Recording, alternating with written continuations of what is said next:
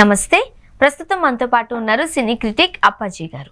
నమస్తే అండి. నమస్తే స్వర్ణ. అప్పాజీ గారు, అఖండ 2 రిలీజ్ అయింది. 1 వీక్ బిఫోర్ ఏం జరిగిందో మనం చూసాం. ఈ వాయిదా విషయంలో జరిగిన ఇష్యూస్ కూడా మనం చూసాం. బట్ బాలయ్య ఫ్యాన్స్ అయితే ఇప్పుడు థియేటర్స్ లో పూనకాలతో ఊగిపోతున్నారు. కొంతమందికి చాలా బాగా నచ్చింది, కొంతమంది ఓకే బాగుంది, బాలయ్య గారిని మనం ఆ రేంజ్ లో ఊహించుకోగలమని కూడా చెప్తూ ఉన్నారు. మీరు మూవీ చూసారు కాబట్టి మీరు ఇచ్చే రివ్యూ ఏంటి? అంటే జనరల్ గా ఏ సినిమాకి అయినా సరే కొంత డివైడెడ్ టాక్ అనేది కామన్. అంటే ఎంత పెద్ద హిట్ సినిమా అయినా సరే, ఈవెన్ బాహుబలి కానీ పోకిరి ఇలాంటి ఇండస్ట్రీ హిట్ సినిమాలకు కూడా మొదట్లో డివైడెడ్ టాక్ రావడం అన్నది మనం చూసాం. కాబట్టి ఈ సినిమా కూడా డెఫినెట్గా కొంత డివైడెడ్ టాక్ అయితే నడుస్తుంది. కానీ ఎక్కువ మంది ఈ సినిమాకి మంచి మార్కులు వేస్తున్నారు. అంటే ఇంకా చెప్పాలంటే బ్రహ్మరథం పడుతున్నారు. అంటే బాలయ్య ఫ్యాన్స్ అయితే నువ్వు ఇందాక చెప్పినట్టు వాళ్ళకి ఒక ఫీస్ట్ లాంటిది అనమాట. ఫీస్ట్ ఫర్ బాలయ్య ఫ్యాన్స్, పండగ లాంటి ఇది. అంటే నిజంగానే ఇందులో బాలకృష్ణ అంటే నట విశ్వరూపం అంటారు కదా, అలాగా తన నట విశ్వరూపాన్ని ఆవిష్కరించిన సినిమా అఖండ 2. అండ్ మరీ ముఖ్యంగా బాలకృష్ణ గారు అండ్ బోయపాటి శ్రీను గారు కాంబినేషన్ సినిమా అంటే మనం ఏంటో కాస్త సినిమాటిక్ లిబర్టీని ఊహించుకుంటాం, దాన్ని మనం ఓన్ చేసుకోగలం. ఓన్లీ బాలకృష్ణ గారు చూస్తేనే ట్రైన్ వెనక్కి వెళ్ళగలదు. మనకు చాలా హ్యాపీ అది చూస్తే, ఎంజాయ్ చేస్తాం మనం. అదే వేరే హీరోలు చేశారనుకుంటే కాస్త మనం జీర్ణించుకోలేము. అదే అందుకనే ఇప్పుడు కొన్ని సినిమాలు కొత్త వాళ్ళతో కానీ లేదంటే మీడియం రేంజ్ హీరోలతో సినిమాలు తీస్తే ఆ సినిమాల్లో విషయం మంచి బాగా ఉండి సినిమా ఆకట్టుకునేలాగా ఉన్నా కూడా అరే ఇదే సినిమా ఇంకో హీరో చేసి ఉంటే ఇంకా బాగుండేది, ఈ కుర్ర హీరో ఎన్ని ఫైట్స్ ఇన్ని చేస్తున్నాడంటే మనం కొంచెం చూడడానికి కొంచెం ఏదోలాగా అనిపించింది, అదే పెద్ద హీరో అయితే మాత్రం చాలా చాలా బాగుండేది అని కామెంట్స్ మనకి వినిపిస్తుంటాయి. అంటే అలాగా అటువంటిది ఇంకా బాలయ్య అయితే ఎటువంటి అద్భుతాలు చేసినా కూడా ఎవరు అసలు ఆక్షేపించరు, అతిశక్తి అనిపించదు కదా. ఇందులో ఇంకోటి ఏంటంటే మామూలుగానే బాలయ్య ఒక సాధారణటువంటి వ్యక్తిగా ఒక 100 మందిని కొట్టి పడేసినా కూడా ఒంటి చేతితోటి హ్యాపీగా ఎంజాయ్ చేస్తారు.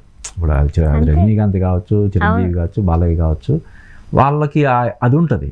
ఇందులో ఏంటంటే బాలయ్యని ఒక దైవాంశ సంభూతుడిగా చూపిస్తారు. ఇంకా తిరిగి ఏముంటుంది, 1000 మందిని కాదు 1,00,000 మందిని ఒంటి చేతితో మట్టి కనిపించినా కూడా జనాలు యాక్సెప్ట్ చేస్తారు. అలా అటువంటి మ్యాజిక్ ఇందులో ఉందని చెప్పొచ్చు. అండ్ మనం డైరెక్టర్ గారి దగ్గర నుంచి తీసుకొస్తే బోయపాటి శ్రీను గారి స్క్రీన్ ప్లేని మనకు ఒకలాంటి ఎఫెక్ట్ ఇస్తూ ఉంటుంది. మనకి ఆ హీరో ఎంట్రీ దగ్గర నుంచి క్లైమాక్స్ వరకు కూడా గూస్ బంప్స్ వస్తూనే ఉంటాయి కొన్ని సిచ్యువేషన్స్ లో. అండ్ డ్యూయల్ రోల్ లో బాలకృష్ణ గారు, ఎందుకంటే మనకు తెలిసిన విషయమే అఖండ 1 ఎక్కడైతే స్టాప్ అయిందో ఇది అక్కడ నుండి స్టార్ట్ అవుతుంది కదా. ఏం చెప్తారు? అదే అంటే బాలకృష్ణకి బోయపాటికి మిగతా హీరోలతో కూడా హిట్స్ ఉన్నా కూడా బాలకృష్ణతో బాగా ఇదయింది, జెల్ అయింది. అందుకనే వరుసగా మూడు పెద్ద హిట్లు, తర్వాత ఇది 4 ఆల్మోస్ట్ ఇంకా హిట్ అని డిక్లేర్ చేస్తున్నారు. కాబట్టి వరుసగా 4 హిట్లు కొట్టిన ఘనత బోయపాటికి తగ్గుతుంది. అంటే బోయపాటి మొదటి సినిమా భద్ర, అందులోనే అతను రవితేజతో మంచి యాక్షన్ ఎపిసోడ్స్ అవి ఉంటాయి. తర్వాత తులసి, అది కూడా చాలా పెద్ద హిట్. తర్వాత సింహ దగ్గర నుంచి బాలయ్య తోటి పెరిగింది.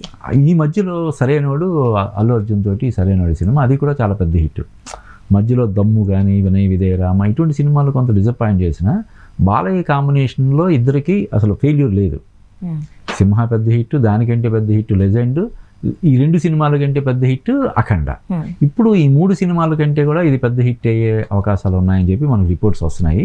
బట్ మొదటి రోజు అనేది అందరూ die-hard fans, hard core fans చూసి వాళ్ళ అభిప్రాయం చెప్తుంటారు. కాబట్టి దీన్ని ఈ రోజు టాక్ ఆధారంగా మనం ఈ సినిమా ఏ రేంజ్లో success but A range success అనేది మనం ఇప్పుడే చెప్పలేము అన్నమాట. కొంచెం టైం తీసుకోవాల్సి, మండే వరకు జనరల్గా యాసిడ్ టెస్ట్ అంటారు కదా మండే, సో మండే వరకు మనం వెయిట్ చేయాలి. సో కథ గురించి అంటే వితౌట్ స్పాయిలింగ్, మనం స్పాయిల్ చేయకుండా ఇన్ జనరల్ గా మనకి ఈ కథ ఏం చెప్తారు? ఏం లేదు, కథ అంటే మన దేశాన్ని, భారతదేశాన్ని అస్థిరపరచాలని ఒక విదేశీ వీళ్ళు కుట్ర పన్నుతారు. మన భారతదేశాన్ని విచ్ఛిన్నం చేయాలి, అస్థిరత ఏర్పడేలాగా చేయాలి. దానికి మార్గం ఏంటంటే భారతీయులంతా కూడా మత విశ్వాసాలు కలిగినటువంటి వాళ్ళు కాబట్టి దేవుడి మీద అపారమైనటువంటి నమ్మకం, భక్తి కలిగిన వాళ్ళు కాబట్టి దాని మీద దెబ్బ కొట్టడం ద్వారా ఈ దేశంలో అశాంతిని మనం ప్రజ్వరిల్లేలాగా చేయొచ్చు అనే దీంతో కొంతమంది విదేశీయులు మన పొరుగు దేశస్తులైనటువంటి వాళ్ళు ఇది చేస్తారు. దాన్ని బాలయ్య ఎలా తిప్పికొట్టాడు అనేది కథ అన్నమాట. సో మనకు తెలిసిన విషయంగానే ఒక బాలకృష్ణ అండ్ ఇంతకు ముందు అఖండాలో మనం చూసిన బాలకృష్ణ గారు ఇద్దరికి సంబంధించి కథ అంటే మనం స్పాయిల్ చేయట్లేదు. ఇదే మెయిన్ ఇదే. అంటే మన దేశంలో ఉన్న భాషలు, ఇన్ని సంస్కృతులు, ఇన్ని ఆచార వ్యవహారాలు అన్నీ వేరు వేరు ఉంటాయి కదా.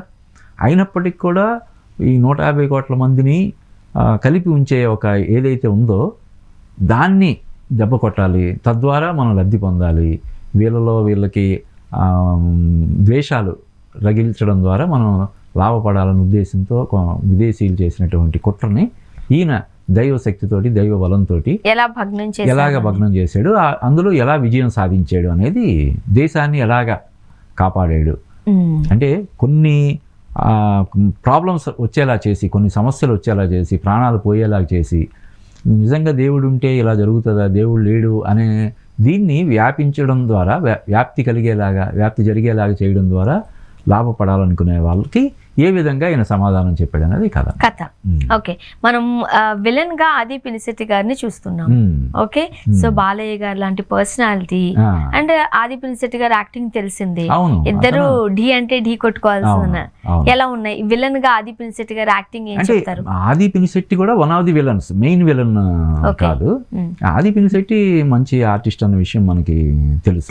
అతను మెథడ్ యాక్టింగ్ ఇందులో మంచి ఎక్స్పర్ట్. చాలా బాగా తనకిచ్చిన పాత్రని పూర్తిగా న్యాయం చేసే నటుల్లో ఆది పినిశెట్టి కూడా ఒకడు. తన పాత్రకి పూర్తి న్యాయం చేశాడని చెప్పొచ్చు ఆది పినిశెట్టి. ఓకే, అంటే బాలకృష్ణ గారు ఆది పినిశెట్టి గారి కాంబోలో సీన్స్ ఎట్లా పడ్డాయి? బాగా అంటే అదే, అంటే బాలయ్య స్టేచర్కి ఆది పినిశెట్టి డెఫినెట్గా కొంత ఇది ఉంటుంది, కానీ క్యారెక్టర్ పరంగా అతను ఏదైతే పాత్ర బోయపాటి తనకి ఇచ్చాడో దానికి 100% న్యాయం చేశాడు ఆది పినిశెట్టి. మనం బాలకృష్ణ గారి పర్ఫార్మెన్స్ కి సంబంధించి మనం సెపరేట్ గా మాట్లాడుకోవాల్సిన అవసరం లేదు, తెలుసు ఆయన ఎట్లాగ ఊదేస్తారు. కాకపోతే ఈ సినిమాలో ఒక ఫైట్ సీన్ తర్వాత మల్టిపుల్ లాంగ్వేజెస్ లో ఆయన అనర్గళంగా మాట్లాడారట, మంచి డైలాగ్స్ చెప్పారు. అవును, కన్నడలో, తమిళ్లో. అంటే ఆయనకి బేసిక్గానే ఆయన అక్కడ చెన్నైలో కూడా ఆయనకి మూలాలు ఉన్నాయి కాబట్టి, అక్కడ పుట్టి పెరిగిన ఇది కొంత ఉంది కాబట్టి తమిళ్ ఫ్లూయెంట్గా మాట్లాడతాడు, కన్నడ కూడా ఆయన, ఈవెన్ హిందీ కూడా. ఇప్పుడు హిందీ వెర్షన్లో ఆయన డబ్బింగ్ ఆయనే చెప్పాడంట. అలాగా అన్ని భాషల్లో మాట్లాడడం అనేది మంచి గూస్ బంప్స్ ఇచ్చే సీన్. ఓకే, అండ్ హీరోయిన్ సంయుక్త మీనన్ గారు అంటే హీరో అదే మెయిన్ లీడ్ అని చెప్పొచ్చు. ఓకే, అంటే బాలయ్యకి పేరని కాదు కానీ వన్ ఆఫ్ ది మెయిన్ క్యారెక్టర్స్గా చేసింది. ఆ అమ్మాయి కూడా బాగా చేసింది. పర్టికులర్గా ఒక సాంగ్ ఆమె పిక్చరైజ్ చేసిన సాంగ్ సినిమాకి వన్ ఆఫ్ ది హైలైట్స్గా ఉంటుంది. ఓకే, అండ్ మరి ముఖ్యంగా ఇలాంటి సినిమాలకు మ్యూజిక్ అండి, ఆ బీజిఎం మనం అలా కూర్చోబెడుతుంది అంతే సీట్లు. అండ్ తమన్ గారు ఇందులో సుప్రసిద్ధులు. అవును, చాలా బాగా మ్యూజిక్ ఇస్తూ ఉంటారు. దీనికి మ్యూజిక్ కావచ్చు, బీజిఎం కావచ్చు, ఎలా ఉందంటారు సినిమాకి? నెక్స్ట్ లెవెల్లో ఉందని చెప్పొచ్చు ఒక్క మాటలో చెప్పాలంటే. అంటే ఈ సినిమాకి మరో హీరో అంటే బాలయ్య తర్వాత ఇంకో హీరో ఎవరు, బాలయ్య బోయపాటి తర్వాత ఎవరంటే మనం తమన్ చెప్పక తప్పదు. అద్భుతమైనటువంటి బీజిఎం ఇచ్చాడు. అంటే చాలా సీన్స్ బ్రహ్మాండంగా ఎలివేట్ చేసేలాగా అద్భుతంగా ఉంది. అంటే ఇటీవల కాలంలో బాలయ్య సినిమాలన్నిటికి కూడా తమన్నే బ్యాక్గ్రౌండ్ స్కోర్ చేస్తున్నాడు. తమన్ ఇప్పుడు నందమూరి తమన్ అని కానీ ఎన్బీకే తమన్ అని కూడా కొంతమంది అంటున్నారు. దాన్ని ఆయన ఆస్వాదిస్తున్నాడు. అదే దీనివల్ల నాకు మిగతా హీరోల నుంచి ఆఫర్లు వస్తాయో లేదో అని ఎక్కడ ఇది లేకుండా పవన్ కళ్యాణ్ కూడా వరుసగా ఇటీవల కాలంలో ఆయనే ఇప్పుడు ఓజీ సినిమాలో కూడా నందమూరి తమన్ కాదు, మేము కొనిదెల తమన్ అని అంటాం ఈసారి నుంచి అని చెప్పి అన్నారు కదా.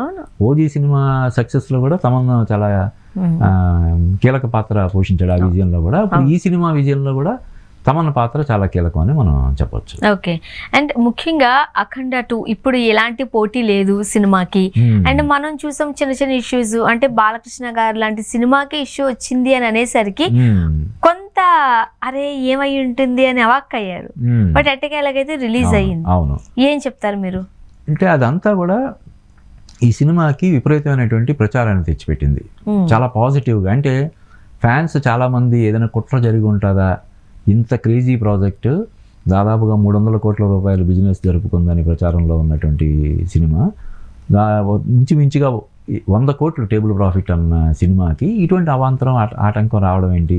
ఇంకో అందరూ టికెట్లు బుక్ చేసుకొని ప్రీమియర్కి వెళ్ళడానికి సిద్ధమైపోయిన టైంలో రద్దు అయిందని చెప్పి టీవీలో చూసి తెలుసుకోవాల్సి వచ్చింది. కొంతమంది ఆ టీవీ అది ఫాలో అయిన వాళ్ళు, సోషల్ మీడియా అది ఫాలో అయిన వాళ్ళు డైరెక్ట్ థియేటర్ కూడా వెళ్ళిపోవడం మనం చూసాం.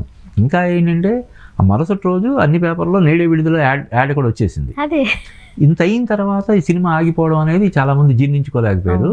కుట్ర ఏమైనా జరిగి ఉంటుందా అనే కోణంలో ఆలోచించడం వల్ల ఫ్యాన్స్ అందరూ కూడా మొత్తం మావిడి సినిమానే ఆఫ్ చేస్తారా అని చెప్పి ఈ సినిమాకి అంటే బాలయ్య సత్తా ఏంటో మేము చూపిస్తాం అన్నట్టుగా ఫ్యాన్స్ అందరూ మొత్తం ప్రీమియర్స్ కానీ ఈరోజు షోస్ అన్నీ కూడా హౌస్ఫుల్ అవ్వడానికి అదొక రీజన్గా, అంటే మామూలుగా కూడా దీనికి విపరీతమైన క్రేజ్ ఉంది. ఇప్పుడు ఈ వారం రోజులుగా జరుగుతున్నటువంటి ప్రచారం ఆ సినిమాకి అంటే జనరల్గా నెగిటివ్ అవ్వాలి. సినిమా లాస్ట్ మినిట్లో పోస్ట్ పోన్ అవ్వడం అనేది నెగిటివ్ అవ్వాలి. ఆ నెగిటివ్ అవ్వకుండా దీనికి పాజిటివ్ అయింది. అంటే ఎలాగంటే ఇప్పుడు అత్తారింటికి దారేది సినిమా విడుదల సమయంలో కూడా అంటే ఇటువంటి ఇష్యూ కాదు. అప్పుడు ఏంటంటే పైరసీ జరిగింది. పైరసీ జరిగి బిట్లుగా సినిమాని అప్లోడ్ చేశారు. అందరూ ఏమనుకున్నారంటే ఇంక సినిమాని ఇందులో చూసేస్తారు, పైరసీ సైట్లలో చూసేస్తారు, థియేటర్లకు ఎవరు రారు, ఇంక నిర్మాత పని అయిపోయింది, మా పవన్ కళ్యాణ్ పరువు పోద్ది అన్నట్టుగా అందరూ చర్చలు చేశారు. దాదాపు 2-3 రోజులు విపరీతంగా దాని గురించి చర్చ జరిగింది. కట్ చేస్తే ఇదంతా కూడా సినిమాకి పాజిటివ్, అంటే ఒక ట్రైలర్కి ఒక టీజర్ లాగా ఉపయోగపడి జనాలందరూ థియేటర్కి ఎగబడ్డారు. దాంతో ఏకంగా ఇండస్ట్రీ హిట్. సేమ్ ఇది కూడా ఇప్పుడు ఈ వారం రోజులుగా జరుగుతుంది. అంటే అది వేరే కారణం వల్ల జరిగింది, ఇది ఫైనాన్షియల్ రీజన్స్. అంటే ఈ సినిమాకి సంబంధం లేనటువంటి ఒక ఫైనాన్స్ పంచాయతీ వల్ల లాస్ట్ మినిట్లో ఒక వారం రోజులు వాయిదా పడడం అనేది ఈ సినిమాకి కూడా మైనస్ కాకపోగా విపరీతంగా ప్లస్ అయ్యి ఇప్పుడు ఈ రేంజ్ లో కలెక్షన్స్ వస్తున్నాయి. ప్రస్తుతానికి సినిమా అయితే ధూమ్ ధామ్ అంటూ అక్కడ అద్దరు కొట్టేస్తుంది. ఇంకా మంచిగా ఏమంటారు, ఇప్పుడు సినిమా రిలీజ్ అయిపోయింది కాబట్టి హిట్ టాక్ వచ్చేసింది కాబట్టి ఇంకా నెక్స్ట్ వచ్చేది కలెక్షన్సే కదా, మంచి వసూళ్లు సాధించాలని మనస్ఫూర్తిగా కోరుకుందామండి. డెఫినెట్గా. Thank you.